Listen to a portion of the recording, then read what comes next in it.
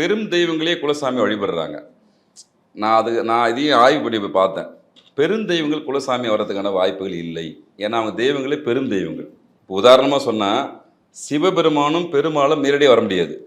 ஆனால் பெருமாள் அம்சத்தில் வருவாங்க, சிவன் அம்சத்தில் வருவாங்க. அந்த அம்சம் தான் அங்கே வருமே தவிர நேரடியாக சிவபெருமான் குலசாமி வர்றதுக்கு வாய்ப்பு இல்லை. மும்மூர்த்திகள் எல்லாமே பெரும் தெய்வங்கள். ஒரு குலத்துக்காக மட்டுமே அவங்க இருக்கிறதுக்கான வாய்ப்புகள் ப்ராக்டிக்கலாகவே இருக்காது. அதுக்கு வாய்ப்பு இல்லை. பட் அவங்களுடைய அம்சங்கள் வரும். இப்போது பெருமாள் வம்சத்தில் வரும்போது விஷ்ணு, மகாலட்சுமி, ராஜராஜேஸ்வரி, இந்த மாதிரி நிறைய அம்சங்கள் இருக்குது.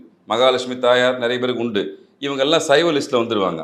அசைவம் அப்படின்னா சிவனுடைய வம்சத்தில் வரும். உத்திர வம்சத்தில் வர எல்லாமே ஐயனார், கருப்புசாமி, ஒண்டிமுனி, இது எல்லாமே அசைவ லிஸ்ட்டில் வந்துடும். முருகப்பெருமான வருவார் ஒரு கட்டத்தில். முருகப்பெருமான் ஹெட் ஆஃப் த டிபார்ட்மெண்ட் குலசாமி விஷயத்தில் அவரும் வருவார். அவருடைய தளபதியான வீரபத்திரர் அங்கே வருவார், அவர் அசைவம்.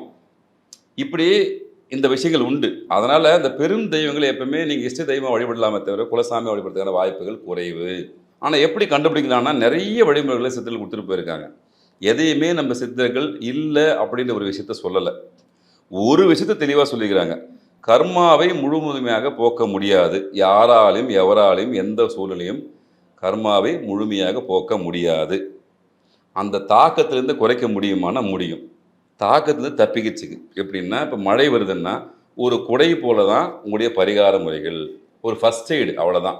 நீங்கள் ஃபஸ்ட் எய்டை நம்பியே உட்காந்திங்கன்னா வேலைக்கு ஆகாது. அது மாதிரி தான் உங்களுக்கு ஃபஸ்ட் எய்டு முதல் சாமின்றதே குலசாமி. இதை கெட்டியமாக பிடிங்க, உங்களுக்கு வாழ்நாள் முழுக்க கை கொடுக்கும்.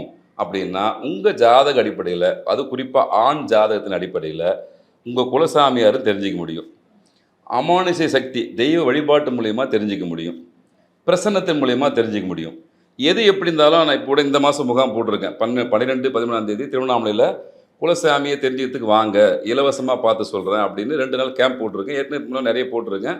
இந்த அக்டோபர் மாதம் போட்டிருக்கேன். ஏன் அப்படின்னா, இவங்களுக்கு எதை கொடுத்தா நல்லா இருக்குன்னு ஒவ்வொரு முறை ஆய்வு பண்ணும்போது குலசாமி முதல்ல கொடுத்துருவோம், மீதி அவங்க பார்த்துக்குவாங்க அப்படின்னு